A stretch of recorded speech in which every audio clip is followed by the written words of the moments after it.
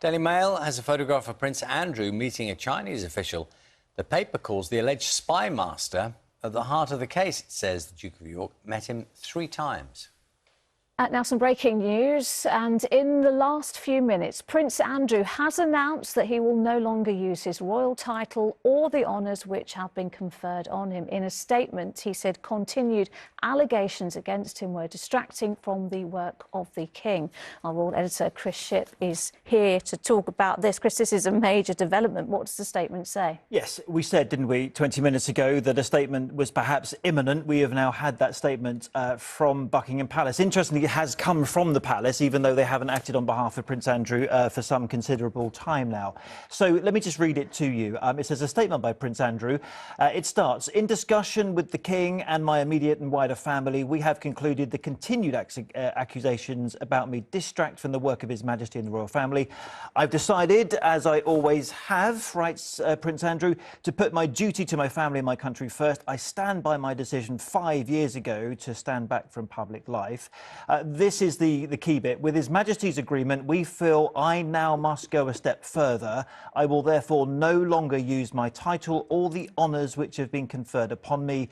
As I've said previously, I vigorously deny the accusations against me. End of statement. As you say, that crucial part there, with His Majesty's agreement. Is this something the King was pushing for? Well, look, there were 2 options open to Prince Andrew here, particularly after we've had some news developments in the last couple of weeks. One, accusations that he sent emails to Jeffrey Epstein, keeping in touch with him, even after he'd said in that disastrous Newsnight interview that he'd ceased contact. We've also got, in a couple of days, the publication of a book by his main accuser, a posthumous memoir, effectively, from Virginia Jeffrey. I'm told the King is glad of this outcome. I think, in other words, they sat Prince Andrew down. They said, if you don't agree to do this voluntarily, we'll agree that the government go ahead with legislation to remove your Duke title from you.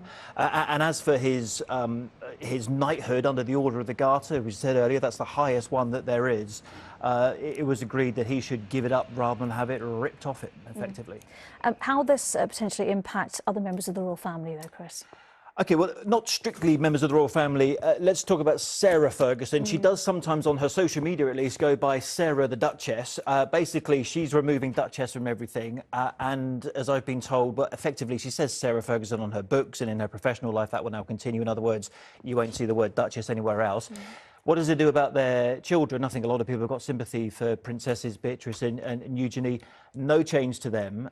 So they will still be welcome at family events. Crucially, we're told Prince Andrew isn't welcome at Christmas at Sandringham this year, just as he wasn't last year because of other allegations about Chinese spies. But look, he remains a prince. A lot of people might ask this question: why is he a prince if he's not a duke? He remains a prince because he was born a prince. He was the 2nd son of Queen Elizabeth II, and that remains, but no longer Duke of York, no longer a knight. And it remains to be said that Prince Andrew refutes all the allegations. Yes, so as he said in that statement, vigorously denying the allegations, and he's never been convicted in a court of law. He did, however, settle out of court with his accuser. All right, Chris, thank you very much.